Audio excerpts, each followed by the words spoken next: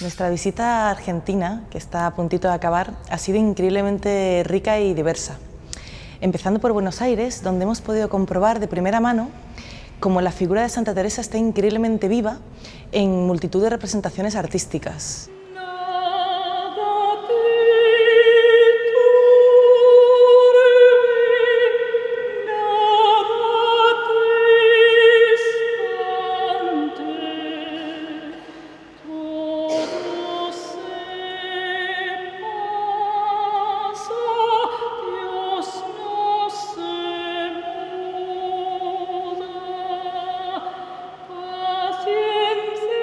A mí me ha marcado mucho la fortaleza de esta mujer.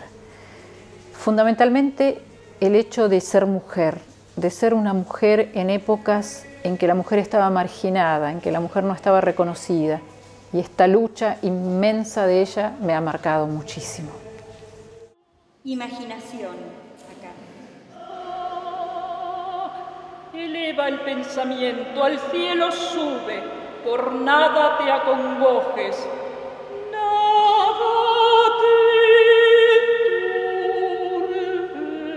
Para la mujer era una época de un gran sometimiento, ¿no?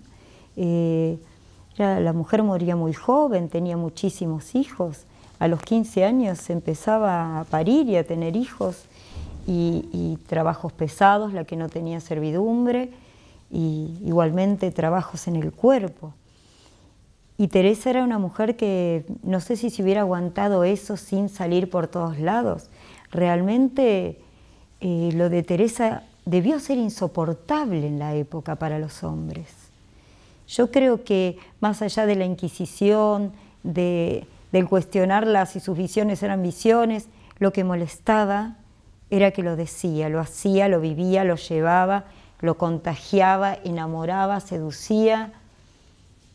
Debía ser incomodísima Teresa en la época, maravillosa. Por eso es una mujer que a uno le da coraje hoy para salir y hacer cosas. Una grande. Teresa, ¿y vos cuando eras así niña, te imaginabas que ibas a hacer todo eso? Bueno, no sé eso, hija, pero lo que sí me imaginaba era que podía hacer cosas grandes. Entonces agarrábamos con Rodrigo y decíamos, vamos a tierra de moros a que nos degüellen. También hemos podido asistir, y esto ha sido verdaderamente una suerte, a la asamblea de monjas de aquí de Argentina, que se produce cada 3 años. Esta vez ha tenido lugar en Altagracia, hemos podido asistir y luego coincidir con muchas de ellas también aquí en Córdoba, en el monasterio de San José. De Argentina me quedo con el mensaje que nos ha transmitido muchísima gente de que se encuentra a Dios en las cosas más sencillas, en la gente más simple, en los actos cotidianos. Una manera también de que Teresa camine, ¿no?, con el sentir de nuestro pueblo y que nosotras también como carmelitas no solo rezamos, sino rezamos con el pueblo, queremos hacer esta peregrinación. Y bueno, también la formamos de acuerdo a cómo nuestra gente los hace, ¿no?, con pequeños altarcitos en las paradas para tomar fuerza y seguir caminando. Diciendo